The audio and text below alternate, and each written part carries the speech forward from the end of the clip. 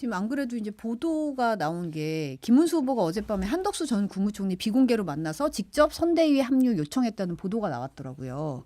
근데 한 전 총리가 어제 내란 혐의로 경찰 조사를 한 11시간 받았거든요. 근데 한밤중에 둘이서 비공개로 만났다는 거잖아요. 글쎄요. 그러니까 뭐 그동안에 한덕수 후보는 잠수를 탔잖아요. 자연인으로 네, 돌아가겠다. 자연으로 돌아가겠다 뭐 이러면서.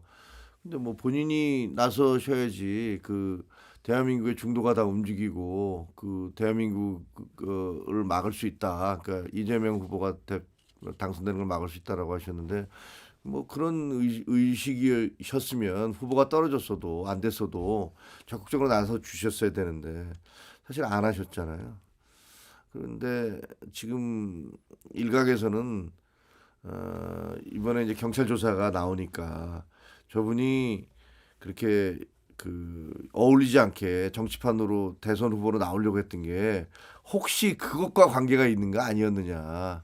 그러니까 그냥 만약에 안 되면 경찰 조사를 받거나 뭐 이런 부분들 이런 것들 때문이 아니었느냐 뭐 그런 얘기도 있는데 뭐 진실은 뭔지는 알 수는 없어요.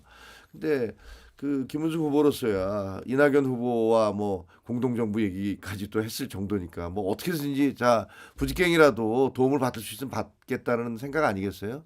그리고 또 때마침 또 뭐 한동훈 전 대표도 뭐 저 가서 합동 유세를 하나 해줬고 그러니까 그래서 어떻게 해서든지 뭐 한덕수 후보라도 와서 좀 지지를 해주길 바라는 그런 마음에서 만났을 것이다.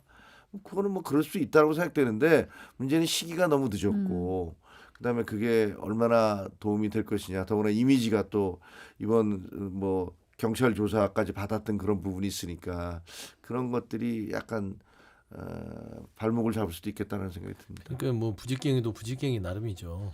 아무 부직갱이나 잡는다고 저 부직갱이의 역할을 할 수는 없는 것이다. 부직갱이를 잡으면 화상을 입을 수도 있고요. 오염이 될 수도 있는 상황들은 좀 구별을 해야 되지 않을까라는 것인데 김문수 후보가 그런 판단력은 없는 것 같아요. 뭐 윤상현 의원부터 지금 한덕수 전 권한대행을 만나는 부분들이 전략적 판단이라든지 생각이 없어요. 급한 거는 알겠으나 그래도 급할수록 뭔가 차분하게 숨죽이고 돌아가야 되는데 역시 국민의힘의 후보 수준이나 국민의힘의 친윤 지도부의 수준이 굉장히 낮다라는 것이고 사실상 지금 국민의힘이 할 수 있는 건 거의 없다고 봐요. 왜 그러냐면 구조적으로 지금은 표를 달라고 할 때가 아니라 사죄할 때입니다. 사과하고 반성하고 그게 선거운동이 돼야만 그나마 국민의힘이 희망이 있는 것이지 어떻게 그 뻔뻔하게 표를 주십시오 할 수 있는 상황인가라는 측면. 그거는 제가 뭐 어떤 이 선거의 국면을 떠나서 국민한테 최소한의 할 수 있는 공당의 자세가 아닌가라는 원론적인 얘기를 좀 드리고 싶습니다. 이준석 후보가 좀 전에 SNS에 글을 올렸는데 홍준표 전 대표가 그 운영하는 소통 플랫폼 있잖아요. 청년의 꿈에 이준석 후보가 질문과 답변을 올릴 수 있는 게시판을 만들어줬다. 면서 여기에 글을 올린 거를 캡처해서 올렸어요. 그러면서 이제 뭐 이번 대통령 선거에서 미래를 지향하는 젊은 세대가 가장 중요하게 생각하는 요소 뭐라고 보냐? 오늘 토론에서 어떤 주제들이 꼭 다뤄졌으면 좋겠냐고 생각하냐라고 글을 올렸다. 이렇게 올렸거든요. 이렇게 되면 홍준표 전 대구시장 같은 경우는 뭐 사표가 아니다. 보수의 미래다. 뭐 이런 얘기도 했는데 미래에 투표하는 거다 이런 얘기도 했는데 완전 전면적인 지지로 봐야 될까요? 그렇게 보여져요. 그리고 이제 아마 홍준표 그 전 시장님은 한국으로 돌아오시면 아마 그 당으로 입당을 하시지 않을까. 아, 개혁신당으로. 네, 개혁신당으로 입당을 하셔갖고 거기서 이제 상황 비슷한 걸 하시면서 그러면서 뭐 국민의힘에 대한 공격 뭐 이런 것들을 하실 것 같다는 느낌이 들어요. 그래서 그 밑자락을 좀 깔고 계신 거 아닌가 이런 생각이 듭니다. 네, 저도 이제 그렇게 그 본인이 애지중지하는 곳을 내줬다는 건 이준석 후보에 대한 지지를 보낸 거라고 보면 될 것 같고요. 홍준표 전 대구시장이 저번 하와이 특사들과 나눴던 단어 중에 딱 한 단어가 지금의 현상과 딱 어울리는 게 보수 대통합을 염두에 둔 것이다. 근데 그 보수 대통합의 구심점을 지금 현재 이준석 후보로 보는 것 같아요. 다녀와서 이준석한테 투자하면 본인이 킹메이커 정도는 할 수 있겠다. 그런 판단이 아닐까 생각합니다. 지금 댓글로 명태균 라인 모이는 거냐 뭐 이런 얘기도 있는데. 그건 있죠. 그것도 그러네. 댓글로 그런 지적이 아니 근데 들어왔네요. 이해가 안 되는 게 명태균 씨는 이준석 그 후보하고 되게 가까운 사이잖아요. 네. 어? 지금 뭐 전화 통화도 네, 한다는 전화 통화도 거잖아요. 하고 뭐 진짜로 코치를 하는 것 같기도 하고. 근데 사실 그 저희 입장에서는 야 도대체 대한민국 정치가 이제 이 명태균의 입에 의해서 무슨 김종인 그 전 비대위원장급으로 지금 명태균을 언론에서 대우하고 좀 재판 중이 좀 수사받고 있잖아요. 재판 중이잖아요. 그 사람에 대해서 그러는 걸 보면서 야 정말 참 대한민국 정치 갈 때까지 가는구나라는 생각도 들어요. 근데 또 홍준표 시장하고는 워낙 안 좋은 사이예요. 그죠? 명태균 씨하고 무슨 뭘 뱉기네 껍질을 뱉기네 뭐네 하는 그건까지 막 왔다 갔다 할 정도니까 진짜 이게 뭐지라는 생각이 들어요. 이 세 명이 같이 앉아 있으면 우리처럼 이렇게 그러면 과연 그 분위기는 어떨까? 그것도 궁금해요. 근데 좀 보면은 이준석 후보가 이 최대 약점이 될 게 명태균 씨일 가능성이 커요. 마지막에 갈수록. 근데 이준석 후보가 자꾸 이 구태 정치 청산해야 된다. 새롭게 젊은 정치를 해야 된다 하는데 본인은 구태 정치를 얘기하기 전에 명태부터 좀 어떻게 처리를 했으면 좋겠어요. 각종 보도를 보면 통화를 한 것까지야 뭐 단순 통화라고 이해는 뭐 어떻게 100번 양보해서 이해는 한다 하더라도 100번 양보해서 100번 한 1000번 양보해서 그래 이해할 수 있어. 그래 통화하다가 끊었으니까. 근데 그 내용이 문제죠. 보니까 최근에 그 모 언론에 보면은 카카오톡 대화 중에 당시 명태균 씨가 김영선을 공천하는 과정에서 김건희 씨가 당시 이준석 대표에게 전화를 하겠다라는 그거를 듣고 그냥 넵 이렇게 답을 하는 걸 보면 이준석 후보도 당시 그 국민의힘 대표 시절에 그 공천 과정에서 명태균 씨의 여러 가지 영향력 하에 있었다는 것들이 보이면 이 명태균 씨에 대한 입장 표명도 이준석 후보는 명확히 해야 된다. 그게 석연치 않아서 저는 이준석이 새로운 정치의 어떤 행보를 하려면 명태를 넘어라.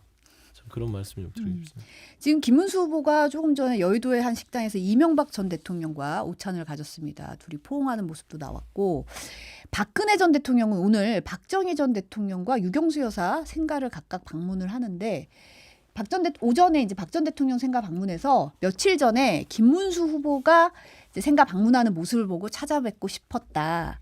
나라 사정이 여러모로 어렵지 않냐. 그래서 아버님, 부모님 생각이 많이 났었다라고 얘기를 했습니다. 어떻게 보면 이제 어떤 보수 결집 메시지가 나오냐 이랬는데 요 정도 선에서 지금은 또 메시지가 나왔어요. 어떻게 보면 보수 결집을 위해서 모든 표를 끌어모으겠다. 뭐 이런 걸로 봐야 될까요? 그렇죠. 뭐 이제 막판이잖아요. 막판이니까 뭐 이명박 전 대통령도 사실은 이명박 전 대통령이 그 보수 정치에 그렇게 팬을 이끌고 다니신 분은 아니시지만 그 이명박 사단이었던 분들이 지금의 친윤들 중에서도 상당 부분이 있어요. 권성동이라든가 뭐 이런 분들 계시고 그리고 그때 그 이명박 그 대통령을 지지했던 분들이 정치권에 꽤 영향력이 있습니다. 팬의 형태는 아니지만 실질적인 영향력이 있어요. 그러니까 김문수 후보는 이명박 대통령으로부터 지지를 받아내는 것들 이게 굉장히 절실할 것이고 그리고 또 그 박근혜 전 대통령의 지지를 받는 것도 역시 마찬가지겠죠. 근데 지금 박근혜 전 대통령이 생가를 가고 그러는 것은 보수 지지자들의 향수 이런 걸 불러 일으키려는 거잖아요. 근데 이제 문제는 뭐냐면 이분들을 기억하거나 이분들을 지지하는 분들이 대개 70대라는 거죠. 그래서 실질적으로 그렇지 않아도 찍을 분들이니까 그런데 그렇다면 뭔가 좀 그 다른 그 연령대에 있는 분들한테 소구력이 있는 분들 이런 분들이 지지를 해준다면 더 좋겠지만 그래도 없는 것보다 낫잖아요. 뭐 없는 것보다 낫다 그 말을 계속 하시는데 부직갱이 없는 것보다 낫다. 물론 힘을 모아야겠죠. 근데 이명박 전 대통령이 대한민국 정치사에 그렇게 뭐 존경받는 인물로 자리매김했나요? 저는 박근혜 전 대통령 만나는 것도 그분은 탄핵을 당했고 사면복권에 대해서 조용히 그냥 TK에 있는 분이에요. 그러니까 이제 더 이상은 보수의 세결집에 그렇게 도움이 되는 두 분은 아니다. 두 분 사진 걸고 있나요? 국민의힘? 못 걸고 있는 것으로 알고 있습니다. 그랬을 때는 결국에는 표에 도움이 안 되지만 상징적으로 두 분을 만나는 거 김문수 후보가 지금 할 게 없다. 저는 그렇게 판단됩니다. 확장성 있는 행보는 좀 아닌 것 같다. 효과 없는 확장성 있는 행보 같은 행보다. 행보인도 행보 같지. 네, 행보 같지 않은 행보다. 네. 내일부터 이제 대선 여론조사 공표 금지 기간에 들어갑니다. 이른바 깜깜이 기간인데 오늘 나온 여론조사 하나 살펴보면 한국갤럽이 중앙일보 의뢰로 지난 24일, 25일 만 18살 이상 1,004명을 대상으로 조사한 결과인데요.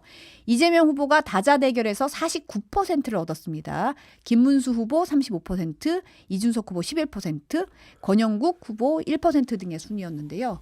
이제 이달 초와 비교하면 이제 뭐 이재명 후보는 뭐 비슷하고 변화가 없고 김문수 후보와 이준석 후보가 각각 2%포인트씩 소폭 상승했더라고요. 이 추세 어떻게 보십니까? 일단 보수가 나름대로 선거가 가까울수록 결집하고 있다. 원래 모든 큰 선거는요. 52대 48 싸움으로 가는 거고요.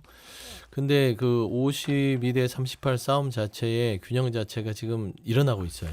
근데 이 자체에 대해서 민주당도 조금은 이번 조기 대선 자체가 이 내란으로 무너진 이 민주주의의 회복, 그다음에 민생 경제의 회복, 그다음에 국민들의 이 내란 세력을 심판하겠다는 응징에 대한 어떤 마음들을 끌어내는 마지막 7일이 돼야 된다고 봅니다. 그래야만 이 수치를 변동시켜서 52대 48의 구도를 최소한 55대 45의 수치로 끌어올릴 수만 있다면 성공한 선거운동이 될 것인데 저는 사실상 보수의 결집 부분들은 이게 뭐 이례적인 건 아니고요. 그런다고 해서 이재명 후보를 흔들 정도는 아니고요. 다만 TK, PK에서 그래 미워도 다시 한번 우리가 남이가 이 기저가 작동한 현상으로 되고 저는 주목할 건 이준석 후보죠.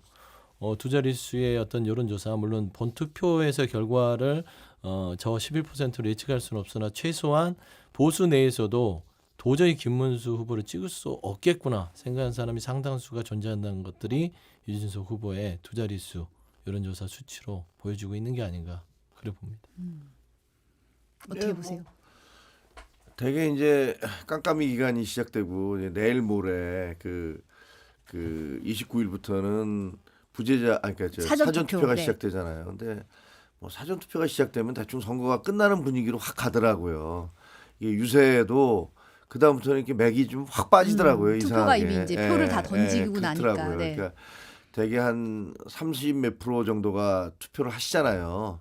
그러다 보니까 이제 선거운동원들도 뭐 선거는 이제 뭐 다tum 끝난 거지 뭐 이런 느낌이 드는데 제가 총선 때하고 이번에 오늘 아침에도 이제 지하철역에서 네. 그 후보 선거 김문수 후보 선거운동을 했는데 근데 이제 사람들이 이렇게 얼굴을 보면요 되게 이제 막판으로 되잖아요. 그러면 갈수록 포카페이스가 돼요. 가뜩이나 한국 분들이 이렇게 얼굴 표정 변화가 없는데 그 눈도 잘 안 맞추려고 그래요. 그러니까 어느 쪽이든지 간에. 그러니까 그건 대충 마음을 정했어 나는 그런 것 같아요. 그럼 일단 하고 나면은 그 다음에는 얼굴도 잘 안 마주치려고 하고 뭐 그러시는 것 같더라고요. 그래서 또 여론조사 결과도 대개 보면 뭐 아마 한 열흘 이내로 들어가면 대개의 경우 뭐 투표할 사람들은 대충 마음을 정했다 뭐 이렇게 얘기를 하니까 그래서 그게 어떤 결과로 나올지는 좀 지켜봐야 될 것 같고요.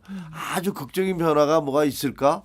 그런 거는 조금 글쎄 그런 게 이제 단일화 근데 단일화의 효과도 잘은 모르겠고 그래서 좀 지켜보겠습니다. 근데 이제 이 투표율 얘기를 안 할 수 없죠. 그리고 투표율이 맞아요. 굉장히 큰 관건이 될 것 같아요. 네. 최근에 이제 제외 투표도 이례적으로 높은 수치를 보이고 있고요. 결국에 이번 조기 대선의 그 성격은 심판 선거입니다. 왜냐하면 조기 대선이 지난 윤석열 정부에서의 어떤 실기 그리고 이 내란 행위로 대한 대통령 파면으로 생겼기 때문에 정권 심판의 선거예요. 그러면 심판 대상이 명확하죠. 그러면 심판 대상이 명확할수록 투표율이 높아야 됩니다. 근데 제가 투표율이 높아야 되는 이유는 사전 투표를 먼저 우리가 주목할 필요 있다. 근데 전체 맥락은 심판 선거인데 이제 내일 모레 있을 사전 투표에서 사전 투표율이 역대 최고로 기록한다면 본 투표도 높아질 겁니다. 왜 그러냐면 이게 사전 투표가 응징 투표가 될 가능성이 커요. 빨리 나의 표를 가지고 이 어떤 지난 12월 3일부터 5월 29일까지 내가 나를 이렇게 힘들고 기다리게 했던 윤석열 정부에 대해서 그리고 국민의힘에 대해서 내가 표를 응징하겠어 라는 사람들이 많이 쏟아질수록 본투표도 심판의 투표가 이어져서 꽤 높은 투표율이 보일 수 있다. 근데 투표율이 낮는다면 그건 조금 포기하는 측이 좀 많아질 성향이 있어서 그것도 투표율을 좀 봐야 될 것 같아요. 투표율이 근데 저는 그렇게 높지는 않을 것 같아요. 분위기가 보면은 여야 지금 세 후보가 뭐 네. 이렇게 그렇게 가슴 뛰게 하는 후보가 별로 없는 것 같아요. 그래서 뭐 지금 어떻게 보면 처음에 그 비상계엄 때문에 이제 시작되는 그런 선거 조기 선거 대선이기 때문에 뭐 지금 서 소장님 말씀 맞다나 뭐 응징 투표로 해서 막 몰려 나오고 근데 그게 이미 김이 많이 빠졌어요. 김이 많이 빠져버렸고 그냥 약간 좀 느낌이 좀 힘들어한 분위기 뭐 그런 느낌을 좀 받아요. 재외국민 투표는 또 이제 79.5%로 상당히 높았기 네, 때문에 높았죠. 실제 투표가 어떻게 될지 좀 지켜봐야 될 것 같아요. 올해는 또 사전 투표가 근데 평일이잖아요. 네. 그래서 이제 본투표 날 어떻게 되는지도 좀 지켜봐야 될 것 같은데 대선 후보 마지막 TV 토론회가 오늘 저녁 8시 정치 분야를 주제로 진행이 됩니다. MBC 상암 스튜디오에서 네. 진행이 돼서 지금 주변에 뭐 경비도 삼엄하고 여러분들이 와서 노래도 부르시고 시위도 하시고 지금 그러고 있어요. 오늘 토론의 관전 포인트는 어떻게 예상하세요? 관전 포인트는 이제 진흙탕 싸움이 돼서는 안 된다라는 게 관전 포인트 같은데 이게 이제 저는 이재명 후보가 아마 그런 점들을 가지고 들어올 거고 김문수, 이준석 후보는 모든 역량을 동원해서 비방전을 할 가능성이 높습니다.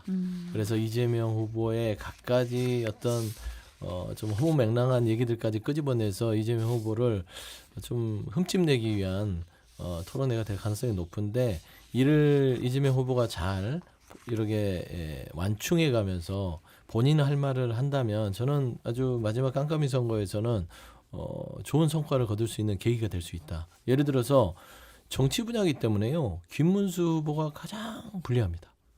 탄핵을 반대하고 그다음 부정선거에 대해서 애매모호한 스탠스를 취하고 있는 김문수 후보에게 직접적으로 물어볼 수가 있죠. 12월 3일 이후부터의 행적과 당신은 지금도 어떻게 생각하는지 이런 부분들. 저는 김문수 후보가 거기에 대해서 지금 현재 애매할 겁니다. 저는 부정선거를 인정할 수 없습니다. 탄핵은 맞습니다. 찬성합니다. 뭐 이렇게 해버리잖아요. 그럼 본인이 갖고 있는 표를 다 또 지금 흐트러지게 생겼잖아요. 그러면은 또 그 부분을 고수하면 이재명 후보는 정확히 이번 선거에 대해서 왜 해야 되는지 내일 안에 세력을 청산하기 위해서는 이런 국민의힘의 후보를 심판하고 저에게 표를 주시면 제가 대한민국을 제대로 살리겠다. 요 포인트만 계속해서 가면 되고 제가 이제 개인적으로 좀 그 다른 경로로 조언을 좀 드리긴 했는데 이재명 후보께서는 이준석 후보는 무시 전략으로 가셔야 돼요. 더 이상 키워줄 필요 없다. 그래서 시비를 엄청 걸어올 텐데 그냥 그러려니 하고 넘어가야 된다. 아니 이 후보는 그 얘기 했더라고요. 토론회에서 매너 없음도 전략이다. 젠틀하게 했더니 뭐 정치적으로 관심이 식어버린 유승민 전 의원을 예로 들어서 매너 없음이 전략이다 그래서 어떻게 나갈지도 뭐 좀 전략일 수는 있는데요. 뭐 일단은 관전 포인트는 이준석, 김문수 후보의 그 정말 듣도 보도 못한 비방전을 한번 보게 될 가능성이 높다. 서 소장님의 조언은 무시해라. 저는 이준석은 무시한 전략으로 가야 된다. 이준석 후보가 이렇게 매너 있게 행동한 적이 많지는 않은 것 같긴 해요.